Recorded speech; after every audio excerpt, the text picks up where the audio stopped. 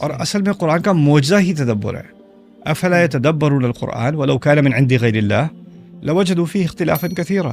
اگر وہ قرآن اللہ تعالیٰ کی طرف سے نہ ہوتا، اللہ تعالیٰ خود کہتے ہیں تدبر کیوں نہیں کرتے قرآن پر، اگر قرآن اللہ تعالیٰ کی طرف سے نہ ہوتا تو اس میں بہت سارے اختلافات پائے جاتے ہیں. میرا نام زید ہے اور میں بینہ کے ساتھ تقریباً 3 سال ہونے والے.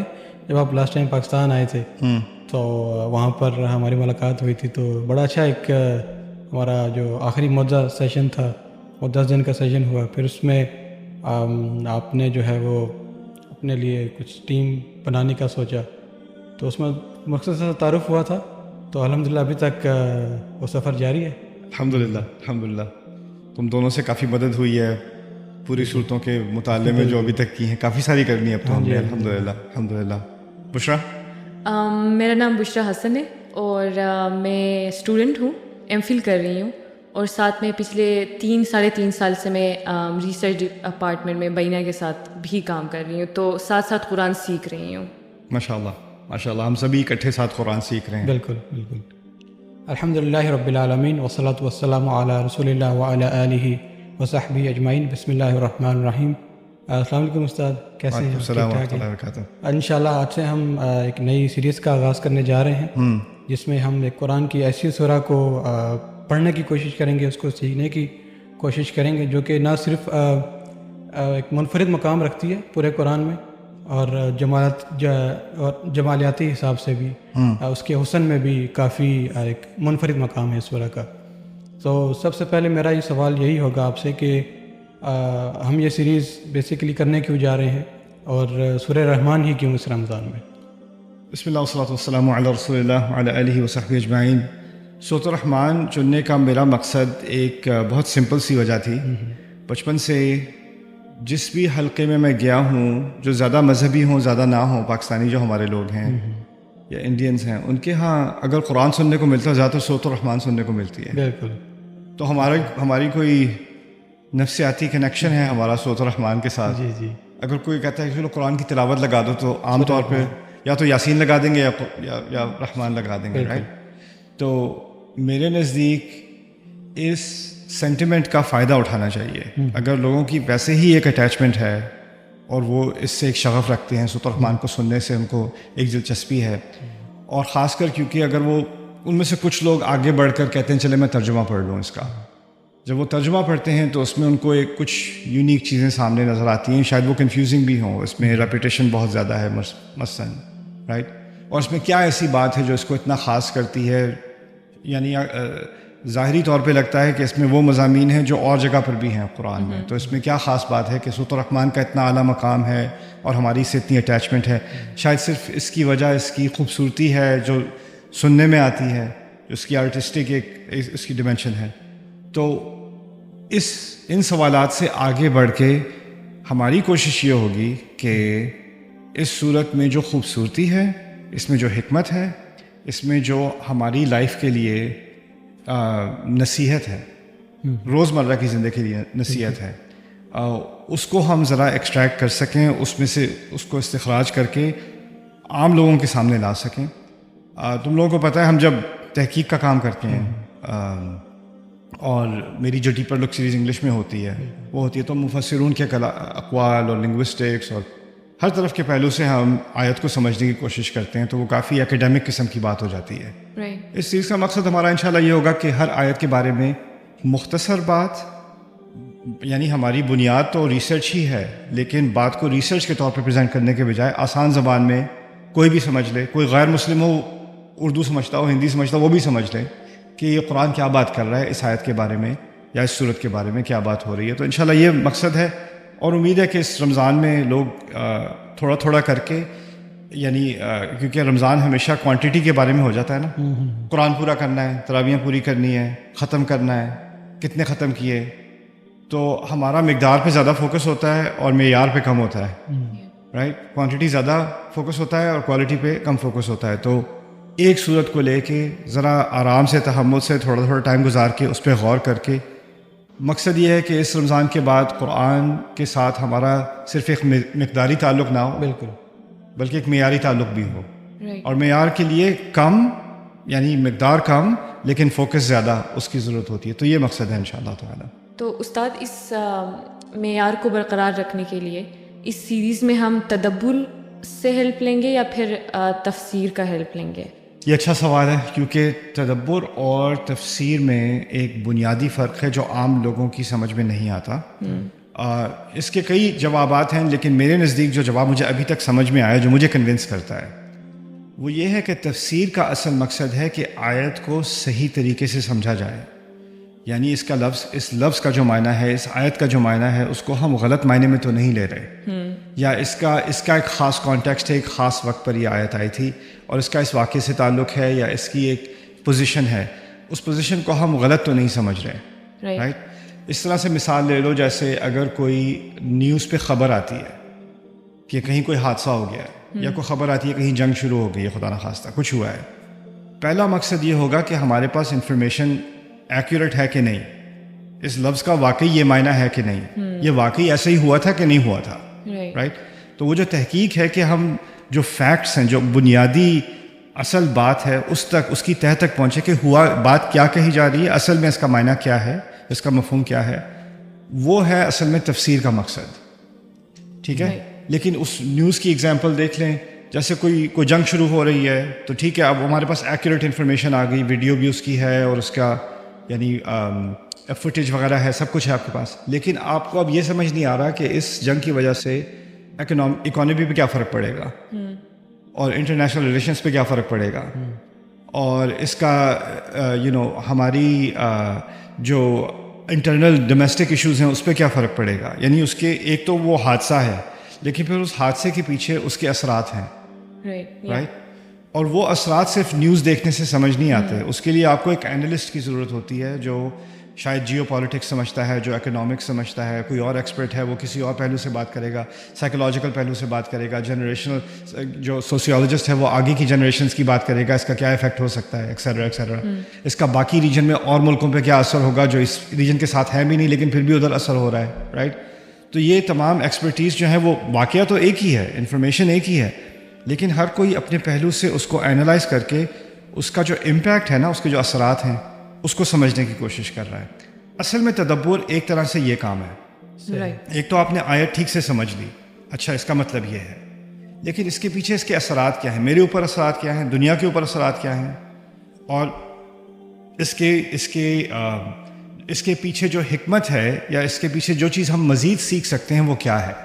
رائٹ. تو میرے نزدیک تفسیر کا حق ادا کرنا چاہیے، لیکن اگر تفسیر پر بات رک جائے تو قرآن کا حق ادا نہیں ہوتا. تو تفسیر ایک طرح سے جس طرح وضو ہے پری ریکوزٹ ہے نماز کے لیے، تو تفسیر ایک طرح سے پری ریکوزٹ ہے تدبر کے لیے. تفسیر کا مقصد ہے کہ آپ نے بات تو کم از کم صحیح سمجھی نا. اگر کوئی والشمس وضحاہا پڑھ رہا ہے اور شمس کے معنی لے رہا ہے چاند، تو اس کا تفسیری مسئلہ ہے، بنیادی تفسیری مسئلہ ہے اس کا. رائٹ. یعنی اس طرح سے تو کوئی بھی کسی بھی لفظ کو کسی ڈائریکشن میں لے جائے. رائٹ. تو تفسیر کیا کرتی ہے، آپ کو ایک خاص ڈائریکشن میں اس کو وہ پوائنٹ کر دیتی ہے. اس کے بعد تدبر کیا ہے کہ اب کیونکہ آپ کا ذہن اس طرف مائل ہو گیا ہے، اب اس طرف ہی فوکس کر کے آپ کیا کیا چیزیں ڈسکور کر سکتے ہیں. لوگ عام طور پہ کہتے ہیں جی اگر تدبر کریں گے تو یعنی ہر کوئی اپنا ہی کوئی تدبر نکال لے، ہر کوئی اپنا ہی معنی نکال لے، تو پھر تو قرآن کا ایک معنی ہی نہیں رہا، اتنے سارے معنی نکل آئیں گے، ہر آیت کے 1000 معنی نکل آئیں گے. یہ بات بھی ایک طرح سے صحیح معلوم ہوتی ہے کہ یہ ہو سکتا ہے، لیکن یہ اس وقت ہوتا ہے جب تفسیر کا حق ادا نہ کیا جائے.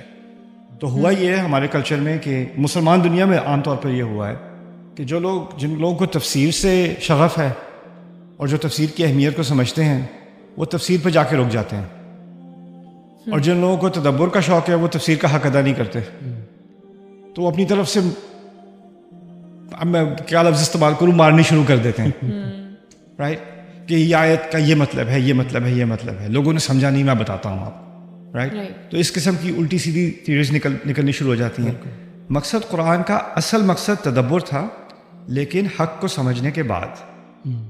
تو پھر جو ایک ایکسٹریم ہے اس میں لوگ بغیر علم کے تدبر شروع کر دیتے ہیں. رائٹ.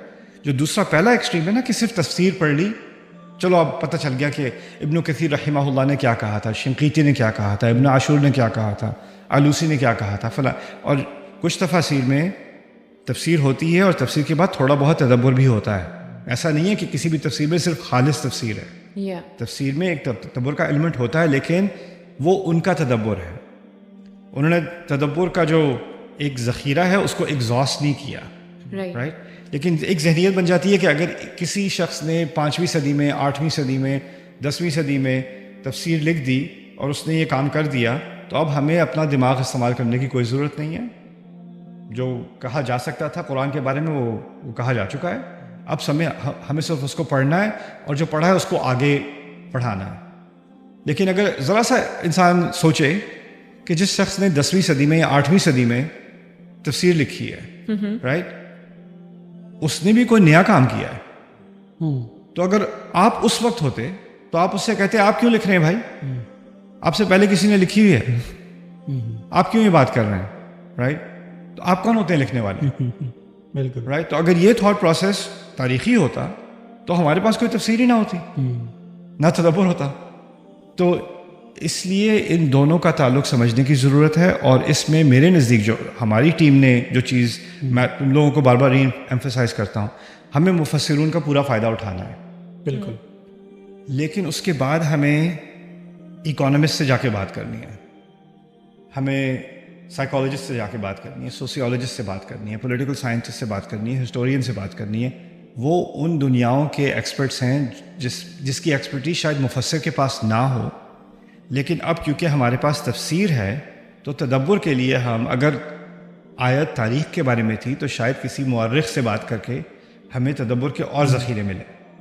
اگر اقتصاد کے بارے میں تھی تو کسی اکانومسٹ سے بات کر کے ہمیں تدبر کے ذخیرے اور ملے. تو یہ ہے تفسیر اور تدبر کا آپس میں ایک جوڑ.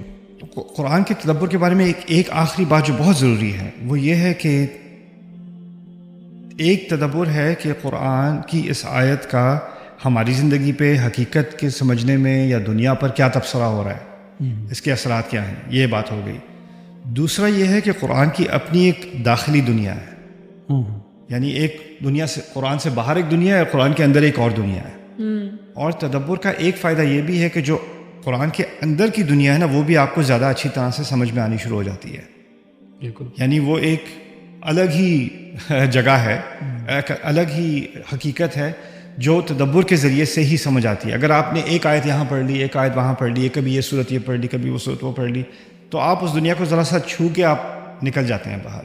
لیکن اگر آپ ذرا فوکس کریں کہ یہ آیت فرض کریں، یہ صورت کہاں پر ہے، اس صورت کے مضامین کیا ہیں، یہ اکٹھے کیوں ہیں، یہ اس صورت میں اکٹھے کیوں ہیں، اور اس کے بعد والی صورت کیا ہے، اس سے پیچھے والی صورت کیا ہے، اس طرح کی اور صورتیں کون سی ہیں. یعنی آپ اس کو ذرا زوم آؤٹ کر کے پھر زوم ان کریں، پوری طرح سمجھنے کی کوشش کریں، تو وہ بھی تدبر کا ایک پروسیس ہے، اور وہ تفسیر سے الگ ہے میرے نزدیک.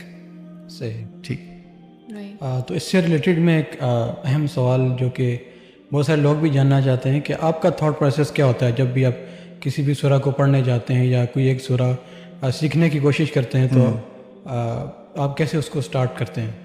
میں اس طرح سمجھ لو میکرو سے مائکرو، باہر سے اندر آنے کی کوشش کرتا ہوں. صحیح. تو باہر پہلے یہ ہے کہ یہ سورت فرض کریں، اب سورۃ الرحمن کے بارے میں بات ہو رہی ہے تو اسی کی مثال لے لیتے ہیں. تو سورۃ الرحمن پہلے تو کہاں پر ہے قرآن میں؟ سورہ نمبر 55 ہے، رائٹ، مکی صورت ہے. اس کے ارد گرد 7 صورتیں ہیں جو مکی ہیں، اور یہ ایک گروپ ہے صورتوں کا. ان کی آپس میں بہت گہرے تعلقات ہیں ان 7 صورتوں کے، سورۃ قاف سے لے کے سورۃ الواقعہ تک، اور یہ اس گروپ کا ایک حصہ ہے. تو پہلے اس گروپ کو سمجھنے کی کوشش کریں. جیسے آپ کسی گھر کو دیکھ رہے ہیں تو پہلے محلے کو دیکھ لیں، سوسائٹی کو دیکھ لیں، پہلے باہر کا ویو دیکھ لیں. پھر اس کے تو پہلا ہے کہ یہ کون سے مجموعے کا حصہ ہے، قرآن کے کون سے حصے کا حصہ ہے. 2 طرح کے کانٹیکسٹ ہوتے ہیں، 2 طرح کے سیاق ہوتے ہیں. ایک ہے کتابی سیاق، نصی سیاق، یعنی کتاب میں کہاں پر یہ چیز وارد ہے. دوسرا ہے تاریخی سیاق، کب نازل ہوئی، رائٹ. تو پہلے میں ایکچولی دیکھتا ہوں کتابی سیاق. پہلے تاریخی سیاق جب میں اس صورت تک پہنچتا ہوں انڈیویجولی، پھر اس کے بعد میں تاریخی سیاق کو زیادہ گہرائی میں دیکھتا ہوں. خیر، پہلا مقصد یہ ہے، پہلا سیشن یہ ہے. دوسرا میرا مرحلہ ہوتا ہے کہ اس گروپ کے اندر بھی کچھ جوڑے ہوتے ہیں یا کچھ ریلیشن شپ زیادہ گہرے ہوتے ہیں. جیسے اس صورت میں اگر آپ ذاریات اور طور کو دیکھیں تو وہ بہت گہرا ان کا آپس میں ایک تعلق ہے، 51 اور 52، رائٹ. پھر اگر اس کے بعد نجم اور قمر کو دیکھیں تو ان کا آپس میں بہت گہرا تعلق ہے. پھر اس کے بعد رحمان اور واقعہ کو دیکھیں تو ان کا آپس میں بہت گہرا تعلق ہے. پھر ایک ہی رہ جاتی ہے جس کا گہرا تعلق ملتا نہیں ہے آسانی سے, وہ قاف ہے, پہلی صورت اس گروپ میں. اس کے بارے میں بھی انشاءاللہ اگلے سیشن میں کبھی بات کریں گے. تو لیکن میرا پہلا مرحلہ میرا یہ ہوتا ہے کہ اس گروپ کو سمجھنے کی کوشش کی جائے. دوسرا ہوتا ہے کہ اس صورت کو سمجھنے کی کوشش کی جائے کہ اس کے بالکل فوراً پیچھے یا فوراً آگے کیا کون سی صورتیں ہیں اور اس کا ان کے ساتھ کیا جوڑ بن رہا ہے. تو آپ تھوڑا اور اب زوم ان ہو گئے. پھر اس کے بعد تھوڑا اور زوم ان, اچھا اس صورت کے اندر جو مضامین ہیں وہ کس طرح سے ان کی ترتیب ہے, ان کا آپس میں کیا تعلق ہے, ان کی آپس میں کیا لاجک ہے. وہ تیسرا مرحلہ ہے. اور اس کے بعد جا کے آخر میں ایک آیت لے کر دوسری آیت لے کر اس کا مطالعہ شروع کرتا ہوں. اور اس میں بھی میں پہلے تفسیر نہیں پڑھتا, پہلے میں صورت پڑھتا ہوں, آیت پڑھتا ہوں, اور آیت کے بارے میں میرے ذہن میں جو خیالات آتے ہیں یا جو سوال آتے ہیں میں ان کو ڈاکیومنٹ کرتا ہوں. میرے نزدیک شاید یہ ہو رہا ہے, یہ ہو رہا ہے, یہ ہو رہا ہے, اس کا مفہوم یہ ہے, یہ ہے, یہ, کوئی مطالعہ کیے بغیر. اس کے بعد میں تفاسیر کا مطالعہ شروع کرتا ہوں. صحیح. اور جب میں تفاسیر کا مطالعہ کرتا ہوں تو میرے ذہن میں جو خیالات ہوتے ہیں, کبھی کبھار کئی دفعہ ایسا ہوتا ہے کہ امام رازی نے وہ بات کہی ہوئی ہے, یا ابن عاشور نے وہ بات کہی ہوئی ہے, یا شنقیطی نے کہی ہوئی ہے, یا قرطبی نے کہی ہوئی ہے رحمہ اللہ, رائٹ. اور کبھی ایسا ہوتا ہے کہ میری بات بالکل غلط ثابت ہوتی ہے, کسی نے اس کو پوری طرح کانٹریڈکٹ کیا ہوا ہے اور ان کی بات مجھے زیادہ کمپیلنگ لگی, میری بات کی تصحیح ہو گئی, کریکشن ہو گئی, رائٹ. اور اس کے بعد پھر میرے ذہن میں کچھ خیالات ہوتے ہیں جس کا کسی نے ذکر نہیں کیا, مجھے ملی نہیں وہ بات, رائٹ. تو جب مجھے ایسی بات ملتی جس کا کسی نے ذکر نہیں کیا, پھر اس وقت میں اپنے جو کالیگز ہیں, جو میرے سپیریئر ہیں, جیسے ڈاکٹر اکرم ندوی ہو گئے, ڈاکٹر ذوالفقار علی شاہ ہو گئے, ڈاکٹر صہیب سعید جو اسکاٹ لینڈ میں ہوتے ہیں, جی وہ ہو گئے, ان سے میں یہ بات, ان کا میرا گروپ ہے ان کے ساتھ, ان سے میں یہ بات چھیڑتا ہوں, جی اس آیت کے بارے میں میرے ذہن میں یہ کیڑا آیا تھا, اب آپ اس کو کرش کرنے کی کوشش کریں پلیز میرے لیے. تو یا تو وہ اس کو ویلیڈیٹ کرتے ہیں, یا پھر اس کو وہ کریکٹ کرتے ہیں, چیلنج کرتے ہیں, پھر ڈسکشن شروع ہوتی ہے. اس کے بعد میں ایک طرح سے ایک نتیجے پر پہنچتا ہوں. تو یہ میرا اپنا داخلی پروسیس ہے. پھر تم لوگوں کے ساتھ بالکل رائٹ کہ اچھا اب یہ چیزیں تو میں ڈاکیومنٹ کر رہا ہوں ایک طرف سے, پھر تم لوگ اپنا ہوم ورک کر رہے ہو, تفاسیر پڑھ رہے ہو, اپنے خیالات کا اظہار کر رہے ہو, تو ہماری ایک ایکسچینج ہوتی ہے. تو میرے نزدیک یہ کولیبریشن جو ہے اس کا بہت فائدہ ہے, اور اس سے انشاءاللہ کافی گہرائی میں قرآن کی آیات کو اپریشیٹ کرنے کا موقع ملتا ہے. استاد ایک سوال ہے جو مجھے تھوڑا تنگ کر رہا ہے, اور میں چاہتی ہوں کہ اس پہ آپ ذرا روشنی ڈالیے گا. ویسے جنرلی ہم نے یہی سنا ہے کہ قرآن جو ہے کمپلیٹ کوڈ آف لائف ہے, یا کمپلیٹ بک ہے, یا کمپلیٹ نالج ہے. تو جو آپ کی اپروچ ہے اس میں آپ ایسے کر رہے ہو, آپ ڈفرینٹ چیزوں سے ہیلپ لے رہے ہو. یعنی مجھے لگتا ہے قرآن کو, یعنی میری رائے غلط بھی ہو سکتی ہے, قرآن کو آپ قرآن پڑھ کے نہیں سمجھ سکتے پورا جب تک آپ اس کو دوسرے علوم کے ساتھ کنیکٹ نہ کریں. جیسے آپ نے کہا ہسٹری کے ساتھ, جیسے آپ نے کہا سائنس کے ساتھ. تو پھر یعنی قرآن پھر کمپلیٹ بک کیسے ہوئی, یعنی کمپلیٹ نالج کیسے ہوئی؟ بہت اچھا سوال ہے. دیکھو پہلی بات, قرآن بخود کامل ہے, تدبر کامل نہیں ہے. ٹھیک ہے, آپ کا جو اللہ تعالیٰ نے جو پیغام دیا ہے وہ بذات خود کامل ہے, اس میں کوئی کمی بیشی نہیں ہے. انسان کا اس یعنی اس طرح سوچ لو کہ زمین کی سطح کے نیچے ایک بہت بڑا خزانہ ہے. خزانہ بالکل پرفیکٹ ہے. میری صلاحیت کہ میں اس خزانے کو ایکسٹریکٹ کر سکوں وہ پرفیکٹ نہیں ہے. مجھے مختلف ٹولز چاہیے اس کو ایکسٹریکٹ کرنے کے لیے, رائٹ. تو وہ تو مجھے چاہیے نا. اب جیسے فرض کرو قرآن نے کہا افلا ينظرون الى الابل كيف خلقت, اونٹ کو کیوں نہیں دیکھتے کیسے بنایا گیا ہے. اب میں نے کبھی زندگی میں نہ اونٹ کے بارے میں سوچا, نہ میں نے دیکھا, نہ میں نے پڑھا, بس میں نے آیت پڑھی. ٹھیک ہے, مجھے آیت سمجھ تو آئے گی, لیکن اگر اس آیت کو مجھے واقعی اپریشیٹ کرنا ہے تو کم از کم ایک دو اونٹ کی ویڈیوز تو دیکھ لوں, کو جا کے اونٹ پہ کو بیٹھ جائے, کسی نے اونٹ پہ سفر کیا ہو, کسی نے اونٹ کی انیٹمی پڑھی ہو, کسی نے ایسے لوگوں سے بات کی ہو جو اونٹوں کے ساتھ کام کرتے ہیں ساری زندگی, وہ اس آیت کے بارے میں کچھ سیکھے گا کہ نہیں؟ بالکل سیکھے گا تو صحیح. قرآن کا فارمولہ یہ ہے کہ وہ آپ کو اپنے اندر انوائٹ کرتا ہے, اس کی اپنی ایک دنیا ہے اس میں, جس میں کہہ رہا تھا, لیکن پھر وہ آپ کو باہر کی دنیا میں پش کر دیتا ہے بار بار. اس کی آیات ہی ایسی ہیں, اللہ تعالیٰ کی آیات ہی ایسی ہیں, سنوریہم آیاتنا فی الآفاق وفی انفسہم حتی یتبین لہم انہ الحق, رائٹ. تو وہ قرآن کا ایک فارمولہ ہی یہی ہے کہ اس کا تدبر سمجھنے کے لیے وہ آپ کو بار بار کہتا ہے باہر جا کے دیکھو, سیروا فی الارض فانظروا, جاؤ زمین میں جاؤ دیکھو. قرآن کہہ رہا ہے, قرآن پڑھنے کے بجائے کہہ رہا ہے جاؤ کہ باہر جا کے دیکھو, رائٹ. اور پھر کیف بدأ الخلق افلم یسیروا فی الارض فینظروا کیف بدأ الخلق. انہوں نے زمین میں سیر نہیں کی, دیکھا نہیں کہ مخلوق کیسے شروع ہوئی تھی, جس کو ہم ایوولوشن آف اسپیشیز کہتے ہیں یا اوریجن آف اسپیشیز کہتے ہیں. قرآن بات کر رہا ہے کہ جاؤ دیکھو کریشن کیسے شروع ہوئی تھی, خود تدبر کرو, غور کرو. تو اس پروسیس کی وجہ سے قرآن کو یہ سمجھنا کہ ہاں قرآن پھر کامل کتاب نہیں ہے, نہیں, ہماری صلاحیت اور ابھی تک ہماری کامیابی کہ ہم قرآن کی پوری حکمت کو ایکسٹریکٹ کر سکیں وہ ہمیشہ نامکمل رہے گی, وہ نامکمل ہی ہونی تھی, ورنہ ہم قرآن کے ساتھ ہمارا وہ لگاؤ نہ رہتا. اور ہر جنریشن آئے گی وہی تفسیر پڑھے گی لیکن اس کے تدبر میں تھوڑا اضافہ ہو جائے گا. پھر اگلی جنریشن آئے گی وہی تفسیر وہی پڑھے گی جو پچھلی جنریشنز نے پڑھی تھی, اور شاید ان کا تدبر کا فائدہ بھی اٹھا لے گی, لیکن اس کے سامنے ایک نئی حقیقت ہوگی اور اس کو سمجھ میں آئے گا کہ قرآن نے اس نئی حقیقت پہ بھی تبصرہ کیا ہے جس کو ہم پہلے نہیں سمجھ سکے تھے.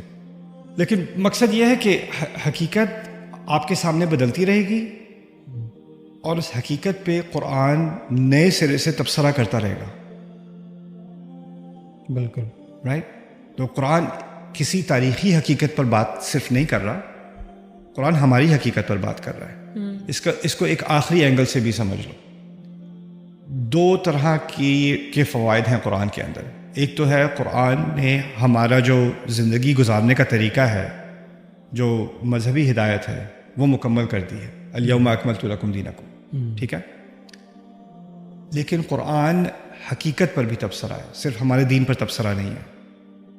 جو قرآن کا ہمارے دین پر تبصرہ ہے وہ شروع سے کامل ہے, لیکن جو قرآن کا حقیقت پر تبصرہ ہے, سیاست پر تبصرہ ہے, اقتصاد پر تبصرہ ہے, نفسیات پر تبصرہ ہے, سائنس پر تبصرہ ہے, جس بھی دنیا کی کسی بھی فیلڈ میں چلے جاؤ, اپنی زندگی میں یا ایکیڈیمک اسکیل پر یا میکرو اسکیل پر, کسی بھی اسکیل پر چلے جاؤ, جو حقیقتیں نئی ایمرج ہوتی رہتی ہیں نا, اس پر بھی قرآن کا کنٹینیوس تبصرہ ہے. بالکل, ٹھیک ہے. تو وہ ایک آن گوئنگ پروسیس ہے جو کبھی ختم نہیں ہوگا. اس لیے تفسیر کا کام ختم ہو چکا, لیکن تدبر کا کام ابھی باقی ہے, ابھی وہ ہمیشہ تک رہے گا. اور اصل میں قرآن کا معجزہ ہی تدبر ہے. افلا يتدبرون القرآن ولو كان من عند غیر اللہ لوجدوا فيه اختلافا كثيرا. اگر وہ قرآن اللہ تعالیٰ کی طرف سے نہ ہوتا, اللہ تعالیٰ خود کہتے ہیں تدبر کیوں نہیں کرتے قرآن پر, اگر قرآن اللہ تعالیٰ کی طرف سے نہ ہوتا تو اس میں بہت سارے اختلافات پائے جاتے.